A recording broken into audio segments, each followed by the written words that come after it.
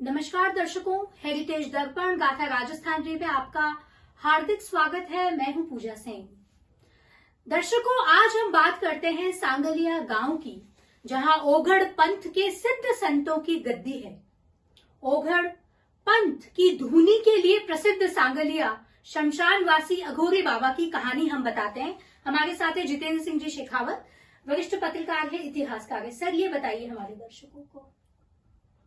सीकर जिले में सांगलिया गांव है। आज के 30 साल पहले राजस्थान पत्रिका की ओर से बिशन सिंह जी शेखावत सांगलिया गए थे और उन्होंने सांगलिया के बारे में जो लिखा, उन्होंने लिखा कि सांगलिया सीकर जिले में ओगड़ पंथ की धूनी के लिए प्रसिद्ध है। यहाँ के धूनी स्थल के तहत 84 मठ है और इस पंथ के मानने वाले अर्धनारीश्वर की पूजा करते हैं। इन साधुओं की यही पहचान है। वे एक हाथ में महिलाओं की चूड़ियां पहनते हैं, एक हाथ में काजल तथा टीकी लगाकर अर्धनारी तथा आधा पुरुष की वेशभूषा में रहते हैं। लेकिन बड़े साधु इन सब बातों को छोड़कर अपने हाथ की कलाई पर मोड़ी के धागे बांधे रहते हैं। सांगलिया की धुनी पर साधुओं के आने पर कुछ वर्षों पहले तक लोग डरा करते थे। उस समय ओघड़ पंथ के साधु हाथ में खप्पर लिए हुए घरों में भिक्षा लेने के लिए भ्रमण करते थे। वे कहीं पर रुकते नहीं थे और अलख निरंजन की आवाज लगाकर घरों से भिक्षा प्राप्त करते थे। लेकिन अब इस पंथ का स्वरूप समय के अनुसार कुछ कुछ बदलने लगा है। सांगलिया धूनी की गद्दी वाले महात्मा का कहना था कि कुछ साधु यहाँ के चेले होने का ढोंग रच के गांव में अब भी भय पैदा करते हैं, किंतु इस धूनी के वास्तविक शिष्य इन सभी प्रकार के डराने वाले हथकंडों से अलग रहते हैं।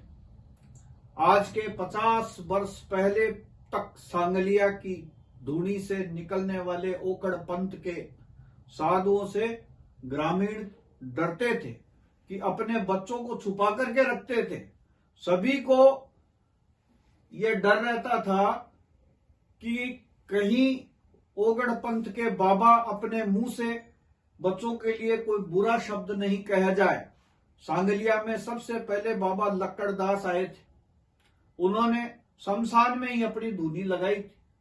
शमशान में मुर्दे जलते हैं, इस कारण लोग भूत पलीत का स्थान मानकर डरते रहते हैं। ओगड़ पंथ वाले शमशान को ही तपस्या के लिए ज्यादा उपयुक्त मानते हैं। यहाँ के शमशान में एक महासती का कोई 500 वर्ष पहले का मंदिर भी है। ये कहा जाता है कि एक माँ अपने बेटे की मृत्यु के बाद उसके शरीर के साथ जीवित जलकर सती हो गई थी। इस ओगड़ पंथ के गुरुद्वारे में न तो किसी की मूर्ति की पूजा होती है और न कोई ग्रंथ पढ़ा जाता है। बाबा लक्कड़दास के धूनी स्थल की ही पूजा होती है। यहाँ की धूनी की भस्मी ही आशीर्वाद के रूप में आने वाले लोगों को दी जाती है। इस पंथ में जात पात का कोई किसी भी तरह का कोई भेद नहीं है। पंथ के शिष्यों में मेघवाड़ जाति के भी कई लोग हैं। प्रत्येक जाति के लोग गुरु मानकर उनको पूजा करते हैं।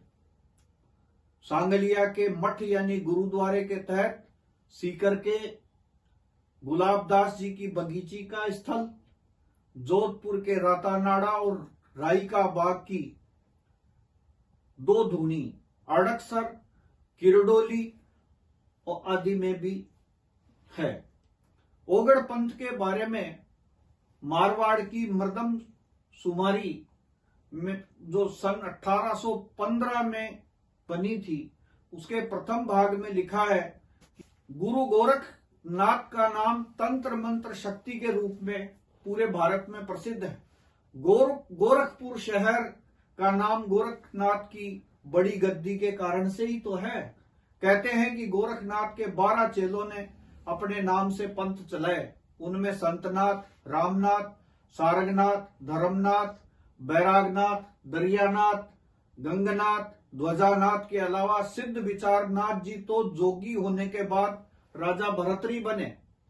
नागनाथ पंथ वाले रावल कहलाते हैं। गंगाई नाथ के पंथ का नाम आई पंथ भी है। लक्ष्मण नाथ जो लक्ष्मण जति भी कहलाते थे। जोगियों का पंथ गोरखनाथ जी से चला और इस पंथ में राजा गोपीचंद भरतरी जैसे उस युग के बड़े राजा भी राजपाट छोड़ करके जोगी हो गए। इस पंथ से संबंधित जोगी कान फाड़ते हैं, किंतु सांगलिया वाले कान फाड़कर मुदेरा नहीं डालते। यह पंथ पंजाब में अबोहर के पास में से शुरू हुआ था। कहते हैं कि यह बाबा भरतरी की धुनी पर एक चेले ने 12 बरस तक हाथ पर धूप सुलगाकर तपस्या की थी। इस पर भरतरी जी महाराज ने प्रकट होकर यह कहा था कि आज से ये इस गद्दी का मालिक होगा तथा ओगड़ कहलाएंगे। इसी दिन से ये पंथ ओगड़ कहलाता है। अघोरी पंथ की सांगलिया धुनी पर भादवा के महीने में 2 दिन तक जोरदार मेला भरता है। हजारों भक्त साधु धुनी के प्रति सम्मान प्रकट करते हैं। इस पंथ में सेवा ही मुख्य उद्देश्य है। बाबा जी से पंथ के बारे में पूछा तब कहा, सेवा करते रहो, यही मंत्र है। छाया नहीं आती, ताबीज भी बनाकर नहीं दिए जाते। इस पंथ में कोई महिला साधु नहीं है। मंदिर स्थल पर लिखा है, योग युक्त से साजिए, दिल अपना कर साफ, सत साहिब का नाम है, तू तेरे को जान, जीवन मुक्ति पावे। सांगलिया गांव के प्रत्येक व्यक्ति का इस धुनी में अटूट विश्वास है। 300 बरस से भरने वाला मेला अब निरंतर बढ़ता जा रहा है। ओगड़ पंथ ने सांगलिया में कई लाख रुपए लगाकर अच्छा अस्पताल बनाया है। इन दिनों गांव के उत्तर में बहुत बड़ा स्कूल के भवन का निर्माण कार्य चल रहा है। ये 30 वर्ष पहले की बात है जो मैं कह रहा हूं। महात्मा जी ने एक सार्वजनिक कुआं, धर्मशाला और 8वीं तक स्कूल के लिए 10 कमरे बनाकर दिए। इनका उद्देश्य लोगों की शिक्षा, चिकित्सा संबंधी समस्याओं की पूर्ति में योग देना है। सांगलिया में चौड़ा खुला सार्वजनिक चौक, आश्रम के पूरब में पुराना शिव मंदिर भी है। लोसल से मात्र 6 किलोमीटर दूरी पर गांव बसा हुआ है। कहते हैं कि खंडेला से गिरधर जी के बिहारी सिंह के कोई 250 वर्ष पूर्व आने के पहले यहाँ के शासक थे। मिस्र ब्राह्मणों के परिवार यहाँ आए थे। सांगलिया के मिस्र परिवारों से सीकर के प्रसिद्ध मिस्र परिवार जुड़े हुए हैं।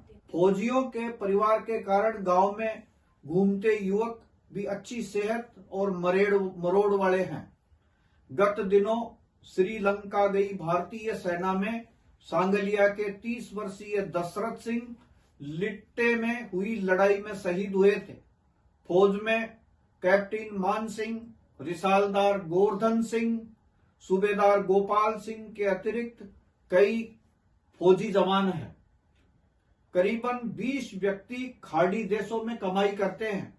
वायुसेना में गोपाल सिंह सार्जेंट तथा उबेद सिंह वारंट अफसर है। लक्ष्मण सिंह वैद हुए हैं।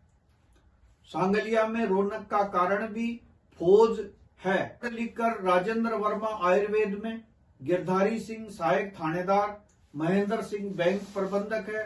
इस गांव के महेंद्र सिंह शेखावत उदयपुर में सुकाड़िया विश्वविद्यालय छात्र संघ के अध्यक्ष भी रहे हैं। यहाँ का सरपंच गोविंद राम तीसरी बार निर्वाचित हुआ है। यहाँ महाबख्श मिश्र के परिवार तथा मिश्र परिवार की टक्कर से ही चुनाव में हार जीत होती है। गोविंद राम के अलावा मिश्रा एवं गोपाल मिश्र भी हैं। जाटों में ओड़ा, ढाका, फलोड़, गोलिया भी है। इस गांव के हाथ से बने हुए तूली के खरोले बहुत प्रसिद्ध है। बेहद रोचक जानकारी दी सर आपने। तो ये था गांव सांगलिया। जुड़े रहिए हेरिटेज दर्पण के साथ में, इसी प्रकार से रोचक किस्से कहानियां हम आपके लिए लाते रहेंगे। बहुत बहुत धन्यवाद आपका।